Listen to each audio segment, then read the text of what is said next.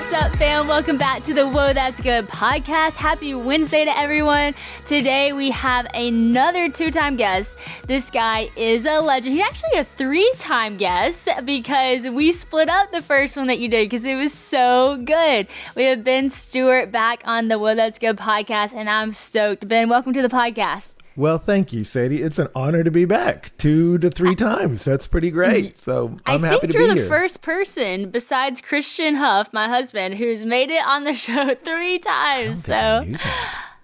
Wow. Yeah, okay. That's something. That means that we love hearing your voice. And no, seriously, from someone in the age group I know you speak to a lot. I know you used to be at a college campus, and you still continue to do stuff like that, passion and different things. All of my friends learn so much from you. Seriously, my personal friends love your books. Love your book, Single Date, Engaged, Married. We're excited for this one. Love your messages. I told you this before, but even today I listened to your message and sent it to all of our work team. So we're grateful for your voice. Thanks for what you do. Well, thank you, Sadie. And before we get past it, let me say 2 things. Congratulations on being a mom. And thank you. Yes. So look forward to meeting Honey. And man, you crushed it at Passion too. So awesome. I mean, Donna and I were coming out of our seats. It was unbelievable. Truly. Thank you so much. I mean, I was so sad not to be there. Obviously God did so much in that, and grateful for that. But one reason I was sad was because I didn't get to see Donna, because we had prayed so much about it, and she had texted me so many times when I was working on the message, and it meant so much. And I was honestly really looking forward to hearing what she thought, because we had thought about it so much together.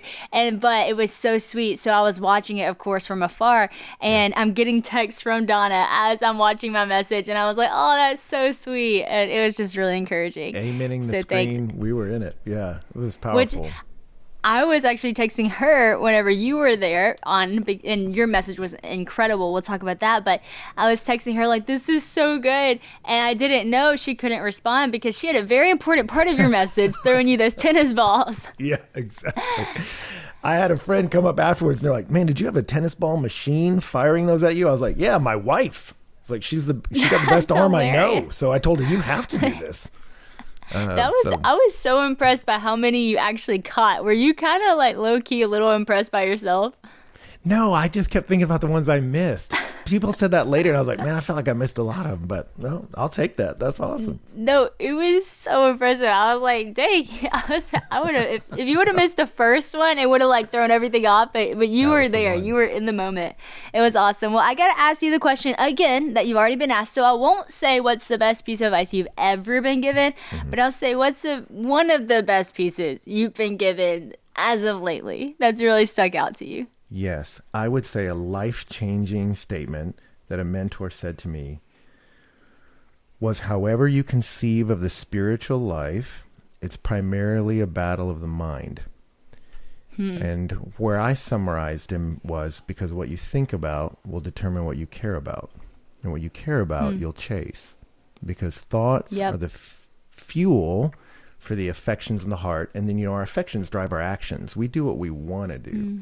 But even when you say things like guard your heart, you're like, from what? From thoughts. That's why the Bible's so clear on set your mind on things above. I want to stir you up by way of reminder that it's what we entertain in our mind determines what we love and what we become. So more and more, I'm just a student of what thoughts I allow to linger in my mind and what thoughts I choose to believe or not. Because what you think about is what you'll care about. And what you care about is what you'll chase. Wow, that's so good. It's so practically put. It's so true. I love how actually in the book we're about to talk about, but you talk about how it's been proven that we are influenced, like even like social media, like we are being influenced. And so what we think about, we really do have to be intentional about, because you don't even know that what you're looking at is actually fueling what you're thinking about and all the things. And so just practically, before we get into everything, like, how do you even start to realize what you're thinking about? Yeah, it's great.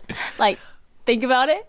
Yeah. Well, I think being curious, I think shame disrupts strategy and struggle.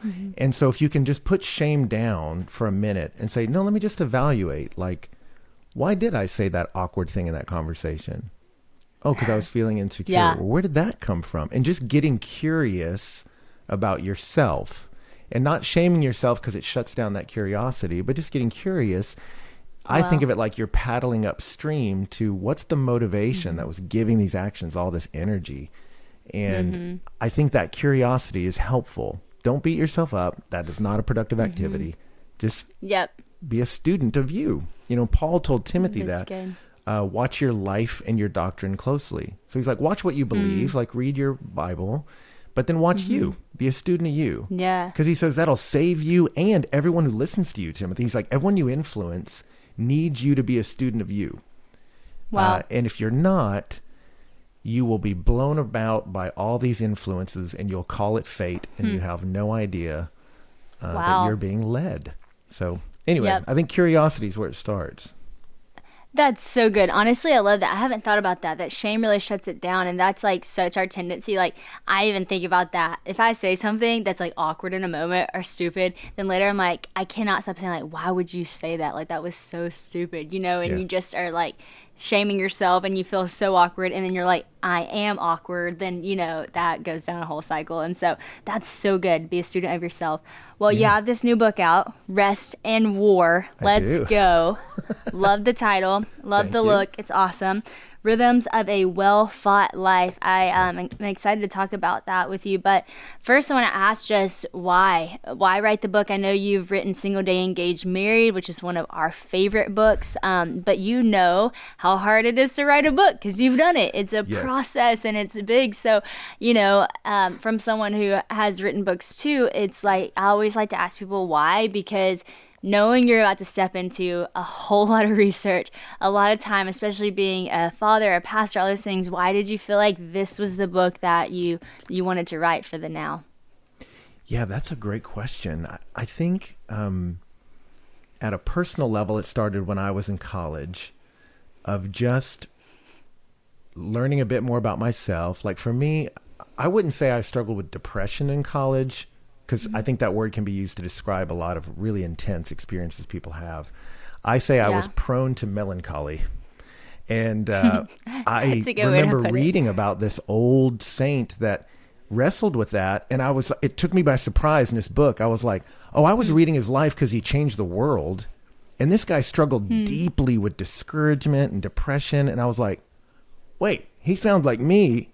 Maybe God can use me to make a difference. And then you realized he never prayed it away. He just found ways to, the old school terms are to mortify, to kill ways of thinking that weren't productive, and then to vivify or bring to life good ways. And that kickstarted a journey for me of like, you know, I can't control everything, but I'm not a victim to every feeling I have, every thought I have, to the whims of culture. That's good. I have an agency under God. How do I implement a strategy that'll help me? And then over time, I realized a lot of people feel that. They feel victimized by their own struggles, and they feel a little bit lost on how to make their way forward in life. And a lack of momentum is really discouraging. And so for me, getting a sense of direction and then getting a sense of strategy was really empowering. And so I spent my life doing that. I remember sitting in a seminary class weeping, reading the writings of John Owen, because they changed my life, about here's how to struggle well.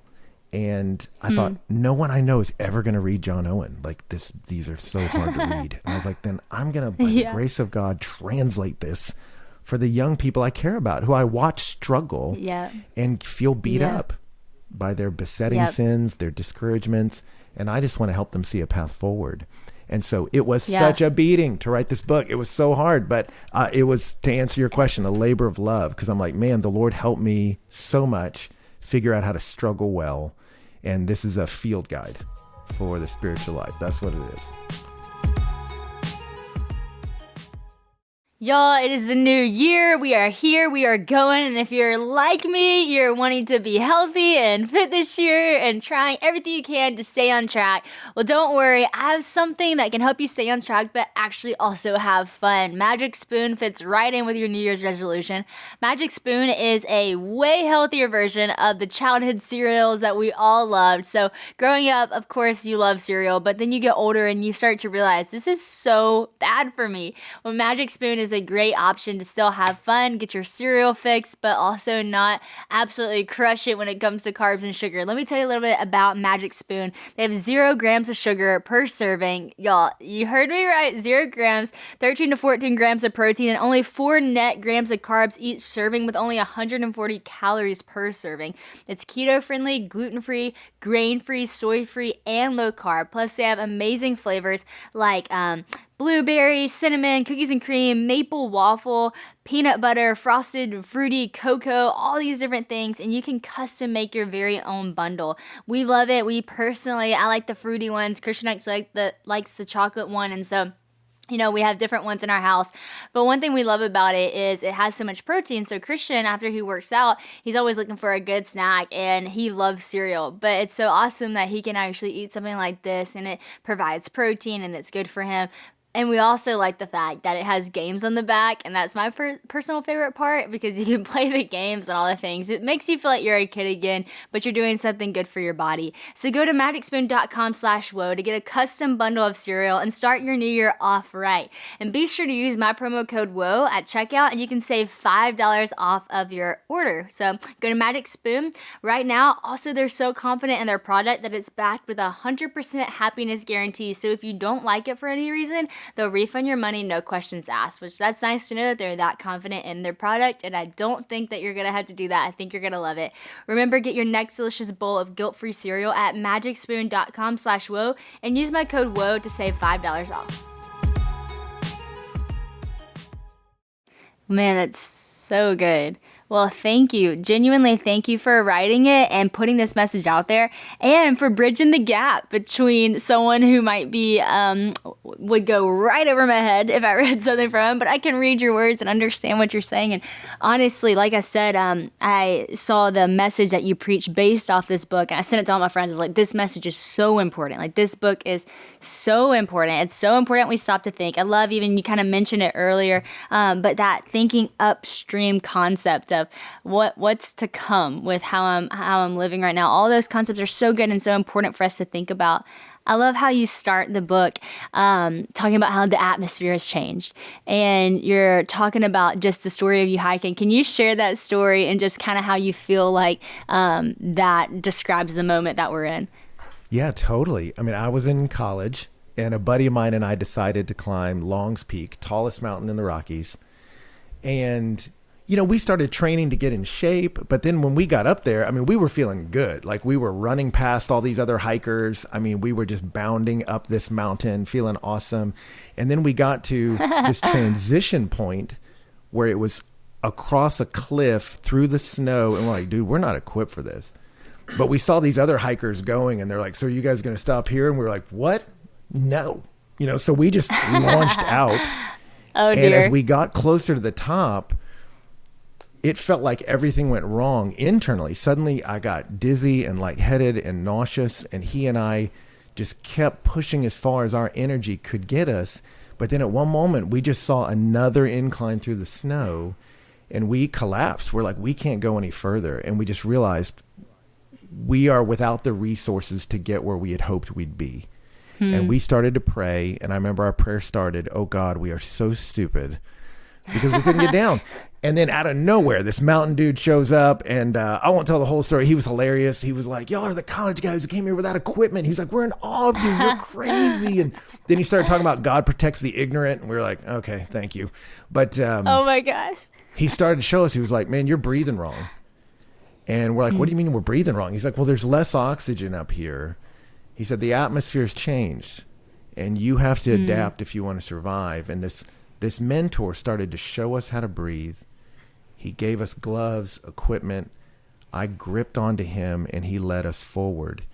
And I've just never forgot that moment. And as I look at, you, Sadie, and your generation, I don't think it's hyperbole. I don't think it's too much to say. The atmosphere's changed. There's challenges.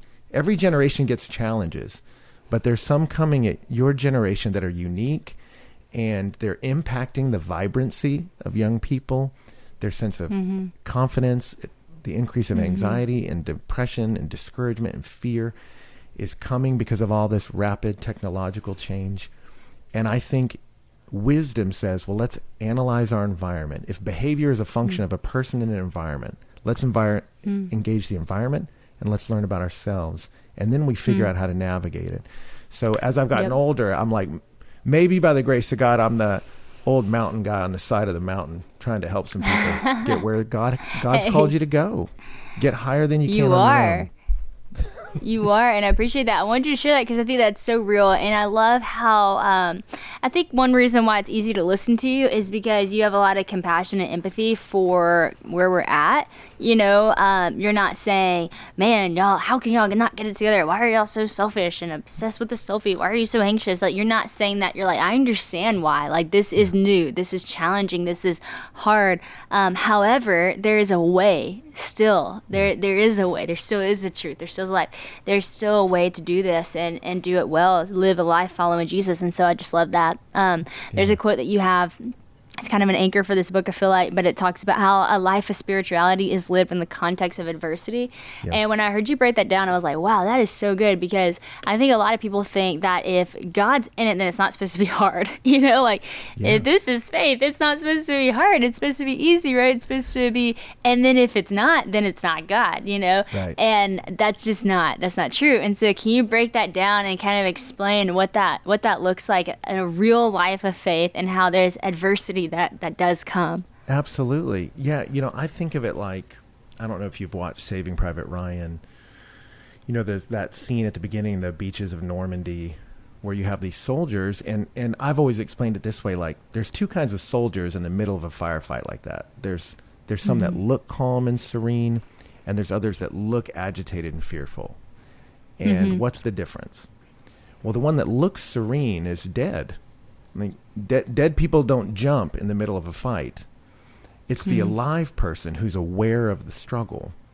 And so what I find is a lot of Christians get so discouraged when they feel like they're struggling. And it's like, no, your struggle, rather than a sign that God doesn't love you or a sign that you're not really saved or don't really belong to Jesus, your struggle is one of the greatest signs you're alive. It's alive people who are aware of the struggle. And the Bible presents it that way. I mean, Genesis 3, the seed of the woman is going to come and he's going to crush the serpent while he bites his heel. I mean, the very beginning of an introduction of Jesus is, you're in a fight. And it's going to be a struggle. And he won the decisive victory. Like, he won. But he's inviting us into this fight. The struggle's not over. Yep. It's just before you were just a victim, and now you can be victorious, but you got to learn how to fight. And I just love that about the Bible. Like, so, James, Hebrews, they're like, so strengthen feeble knees, like get tougher. Hebrews is like, man, you haven't resisted to the point of shedding blood. He's like, y'all aren't even bleeding yet. And, but in that same context, he calls them sons 5 times. And talks about how loved you are by God. You are loved, loved, loved, loved, loved. God fought for you. Jesus bled out for you. He brought you to life. And you came alive in the middle of a battlefield, but you're charging out with the king. So let's ride together. And I just love that the best fighters know they were fought for. Like, you get that first. No, God loves me. Yeah. And so for so many young people, I think what they're struggling with is that sense of, am I settled in the love of God? Does he care about me? And then now that I know he does, I need to know there's a voice that's coming that's going to lie to me. Did God really say, is God holding out on you? Seems like he's not letting you do everything you want. Seems like he's not going to take care of you. And the enemy just is always aiming at that. And, James talks about that. He says, don't be deceived. When he's talking about how temptation will kill you in the end, he says, don't be deceived. But then he says, don't be deceived. Every good and perfect gift's from your Father. He says the lie that launches all these sins in our lives is the lie that God doesn't love you. He doesn't have your best interest in mind. And so, it's interesting with social media. I have this photo of a guy from the 1920s that I just found. He He was trying to write a book, and he was too distracted, too many distractions. So he created a sensory deprivation helmet. It's made out of wood. It's huge. It's got an oxygen tank and these little goggles. Oh my So he's gosh. like, finally I can write and get all these 1920s distractions out of my life. And so he got them all out, sat down to write, and he couldn't focus. And he realized the technology is not the problem. The distraction's in here. Wow. And I go to the technology because I want to escape intolerable feelings. And that's why I'm picking it up. I want to escape boredom. I want to escape fear. I escape intolerable feelings to my distractions. And that's just gotten way easier than ever before now. Yep. But if I can deal with the feelings and take anxiety and fear to the Lord and know I'm loved, I'm cared for, then you can clear the mechanism and actually get something done. So I went way afield from your original question, but I got excited. But you know what I'm talking about. So sometimes it's at the end of the day and you're hungry, you're ready for dinner, except for you're like, oh, I don't want to cook, I don't want to go out, what do I do? Well, I'm going to tell you, Home Chef is the best thing for you because you don't even have to think about going to the grocery store, going and figuring out what, recipe you're going to use online. It all shows up at your door. So it's a subscription box that gets sent to your doorstep. You can open it. It has all the ingredients you need to cook your meal, plus the recipe and how to cook it, all the things. So whether you're a chef or not, you can be a home chef. They make it so easy that even I can do it, and I am not necessarily a chef, but I have loved to play around in the kitchen and become one. Christian's actually been so impressed. I made this pecan crusted chicken one time with Home Chef and potatoes and broccoli, and Christian was like, dang, this is actually really impressive. So hey, I'm telling you, this could be you, y'all. You could be looking like a chef in your kitchen and you don't even have to stress about grocery store or anything like that, or even your ability to cook, because it teaches you everything to do and you really feel like you did it. Like, it takes a time, you got to chop it up, but it's all there for you. Not to mention, if you don't have time for this and you're like, I really don't even have any time for that, I just need a fast meal, they also have hot meals ready and available for just, when you need to pop something in the microwave or in the oven that take about 15 minutes. The cleanup's really easy, just throw it in the trash. They have all kinds of options for you. They actually have 20 unique, delicious chef-curated meal options available each week. So each week you're going to get new options that you can pick from. Plus, if you're thinking like, actually, I don't know if the subscription is right for me because I travel a lot or my schedule's kind of weird and I don't want to just have boxes sitting in the fridge all the time, don't worry. It's actually so simple to just pause for a week and resume the next. And so for us, we travel a lot too. And so sometimes I just have to hit pause. And then when we get home, reschedule for my delivery date. And so it works for the times that you actually need dinner to arrive at your house. They have everything that you need to just make dinner plans very simple. If you have dietary restrictions or needs, you can also kind of put that in to your online profile so that they know I need a vegetarian option, or maybe you want to swap out your protein, or maybe you're trying to be carb and calorie conscious. So they can definitely adjust what your meal is in your box based on what you fill out online. They're just making everything super simple for you. They have everything that you need, from breakfast items, bread, pizza, protein, dessert, salads. So you can really say goodbye to going to the grocery store if you don't like that. And I know in today's times, it's kind of nice to be able to stay home, especially when there's sickness going around. So I think this would be a great option for you. For a limited time only, you can go to homechef.com/whoa for $90 off your first month. Y'all, that is incredible. That's 10 free meals that can bless so many people. So go to homechef.com right now /whoa for $90 off. No, I love this. I love this. You went to like every direction I have planned to go. So this is great. I can bring it all up. No, I love it. And gosh, that just is like so convicting to me, even because that is what I do. Like so even in preparing for the passion message, I was like, it just felt so weighty. It felt like a lot of pressure because I knew the Lord wanted me to talk about identity, which was just a hard topic to talk about, and how do I say that and do that justice and all the things. And so instead of working on my message, this huge message that I'm so nervous for, and I should totally be diving all into that and on my knees 24/7, I found myself on social media more, and it was just for stupid reasons. Like, not like I was like posting something that really mattered, like just scrolling.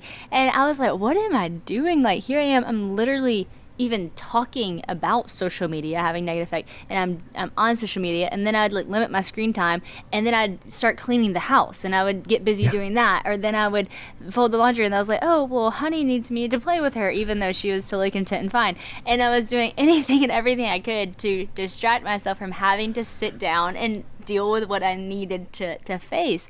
And that was something I was even excited for, but it scared me, and it felt intimidating, and so I just avoided it until I realized, wow, like I am the problem. Like I'm like going to like distract myself with anything and everything. It's not social media. It's not that the house needs to be cleaned. It's not that honey needs me to be on the ground right now. It's just that I'm scared. And I came to that realization and got with it, and gosh, I'm so glad I did, because whenever I did share my message, I felt so prepared and so ready.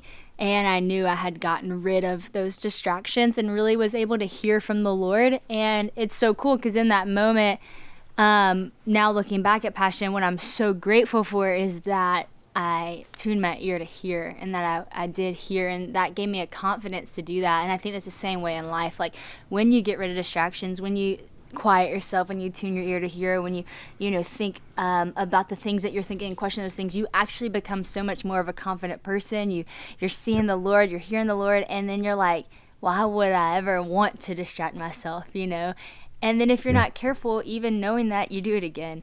And so I think it's so important we're thinking about these things. You brought up the fact of how sometimes we think God doesn't love us and all these things. And one thing that you talked about is how our deepest problems are actually rooted in like the problem, like in procrastination or working a lot, or lust or pride or fear or resentment, or even family trauma or anything like that. But actually the source of those are from the failure to understand something fundamental about the nature of who God is. And I thought that was a really good point. And that was kind of something that I talked about passionately. Who is God is so important that we understand. Why do you think that we misunderstand who God is so much? Like, why do you think the God of love, why do we think we say, like, we're not loved? Like, why do you think, where do you think that disconnect is for us sometimes? Yeah. Well, I think, from the very beginning in the Bible, we're presented with an enemy who wants to deceive us, and is called the deceiver and the father of lies. So that is his world.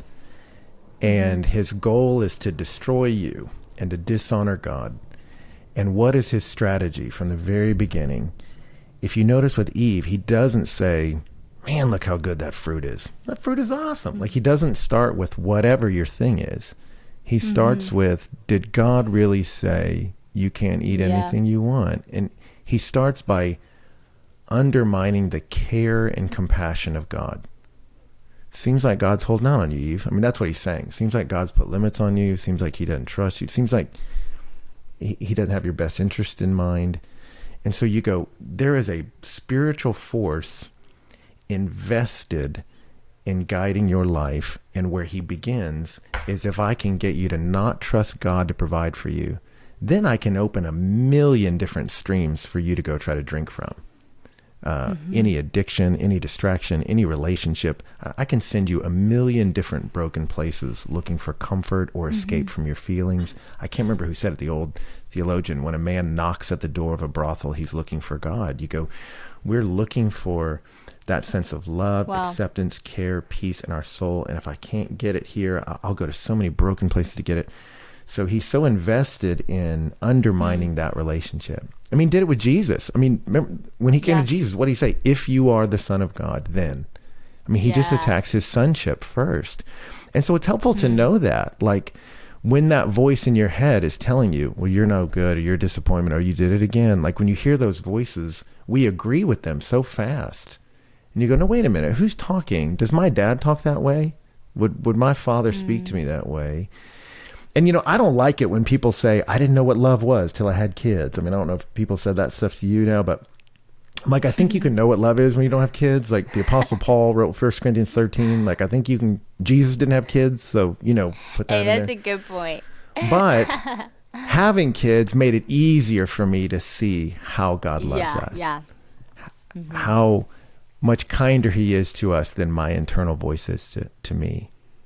So I think the very genesis of sin is let me decouple you from God, because as soon as I do, I can get you to believe anything. I can get you to run anywhere. So it's helpful to know we have an enemy invested in that, you know? Yeah. And honestly, this is so weird. good. And with, as it relates to social media, I think it's been interesting for us now to see there are entities invested in shaping your thought patterns to influence your behavior. And you didn't even know they were doing it. Like, why do I even like this style of music? Why are these like it jeans right now? Someone told me that. Who told me that? Why is it suddenly important I buy new pants? Like, and you realize my thoughts are being shaped to be marketed to. And you go, that's spiritually what's happening. So if you're aware of that spiritually, you're like, you know, we have an enemy who's invested in getting us to believe lies. So let me be curious what I'm thinking about, and let me decide if I'm going to agree with those thoughts or not. So important. Gosh, it's so good. I was actually watching this movie the other night, and I won't say what movie it was because it wasn't necessarily like the best movie. It wasn't bad, but it's not like, hey, everyone go watch this movie.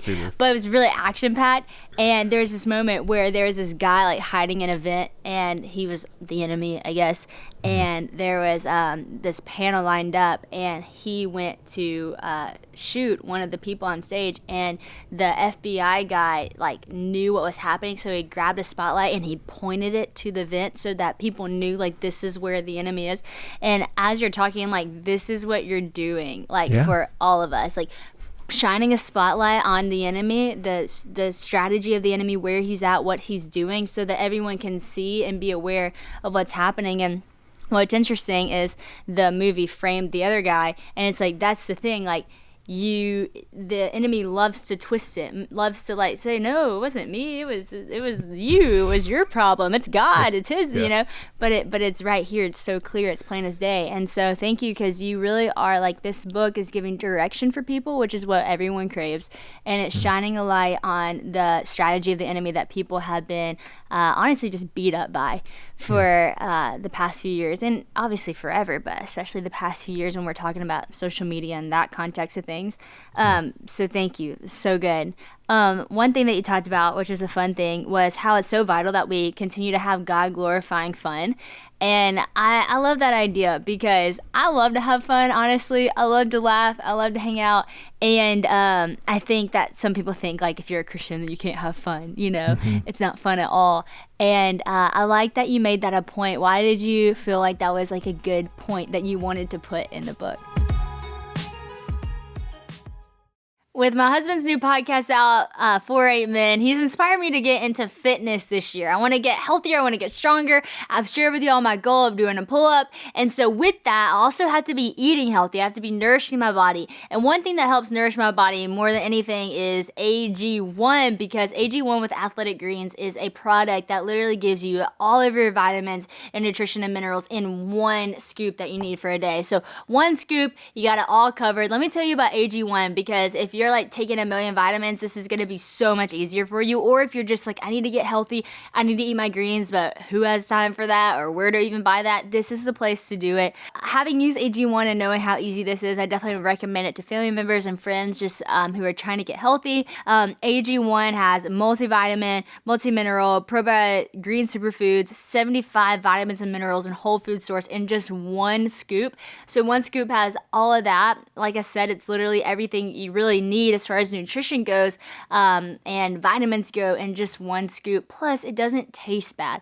So you might be thinking, I don't think I can do this. I can't stomach it. It actually tastes just fine, and it has a very smooth texture to it. And so you just put in a scoop or even a to-go packet. That's always easier for me because I'm on the go. So put a to-go packet in water, shake it up.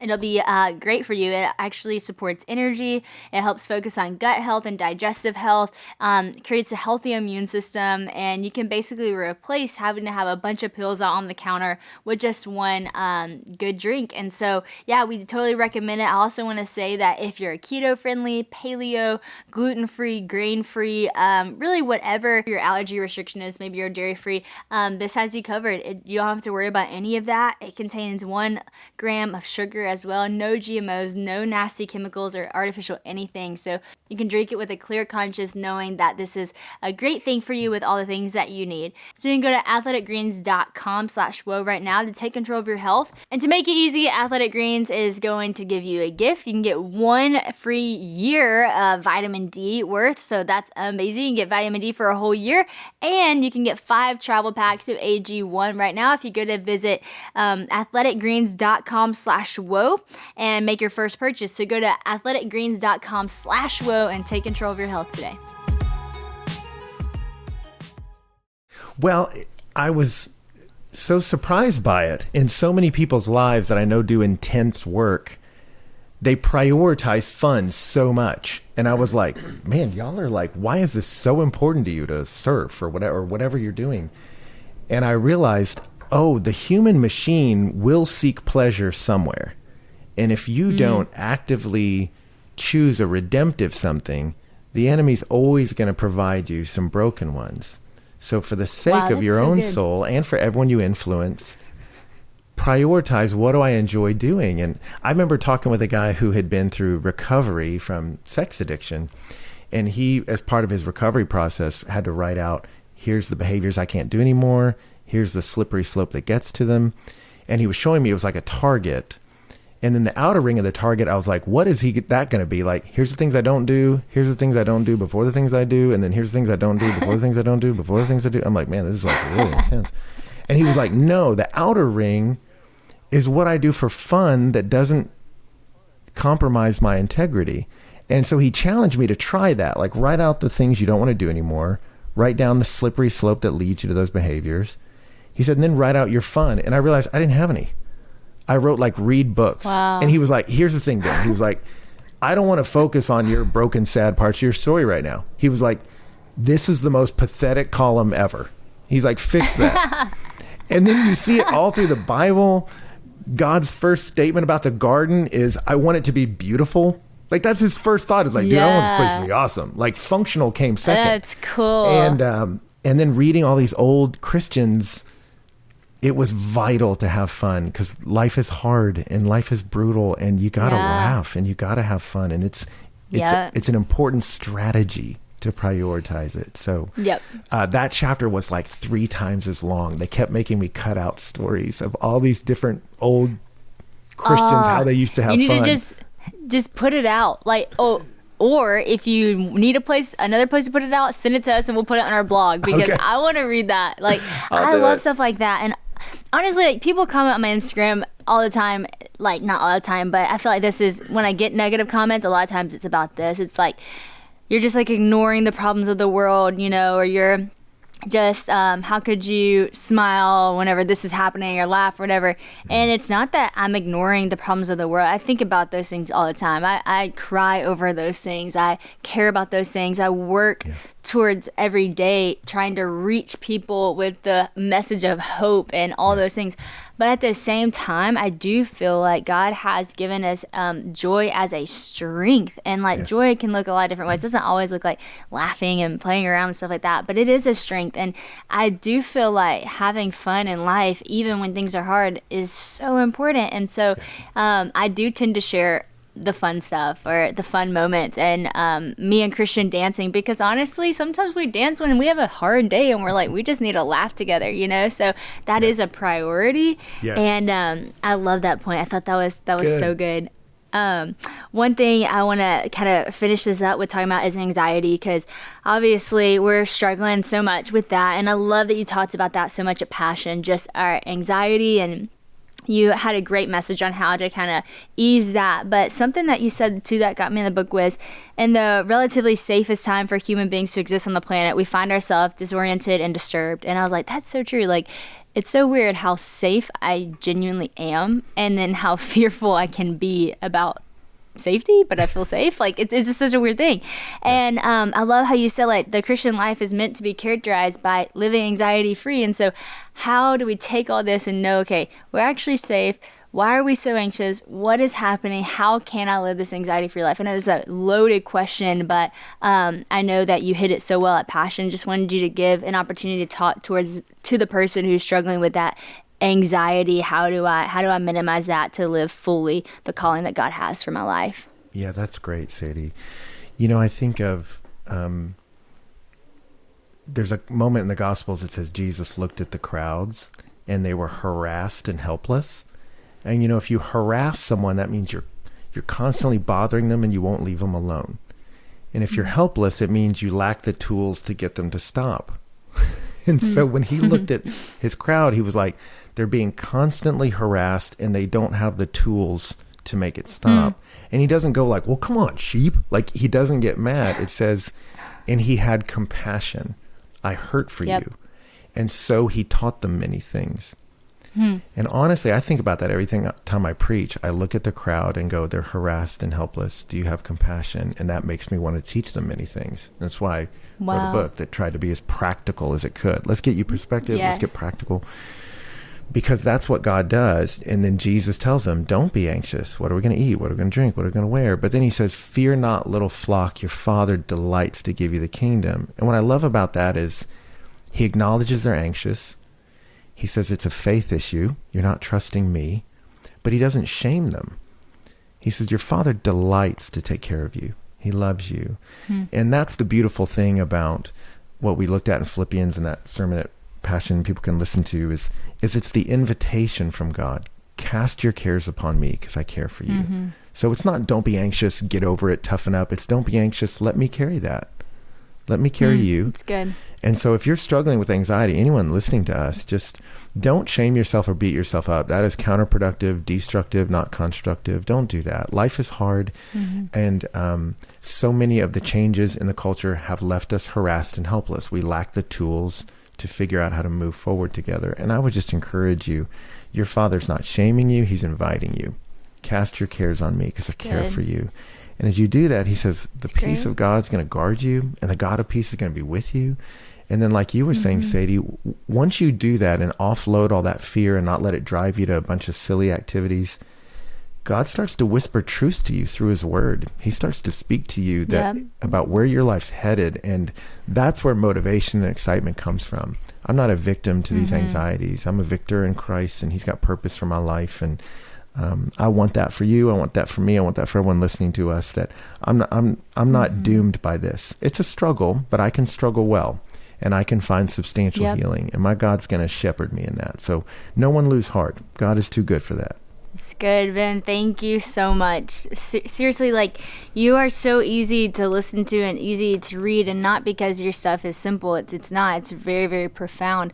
But you say it so compassionately that people lean in to listen. And so thank you for who you are, a pastor to our generation. Thank you for you and Donna's incredible relationship and just how you do all the things that y'all do with such grace and just such humility. Everyone, go get Rest in War. This is just a little bit of all the goodness that's in here. We pulled out some gold that he got to share, but there's so much in here. It's so rich. Go get it anywhere books are sold, I'm assuming, and online, in person. Ben, thank you again for being on the podcast for the third time. Come on. We appreciate it. Thanks, Sadie.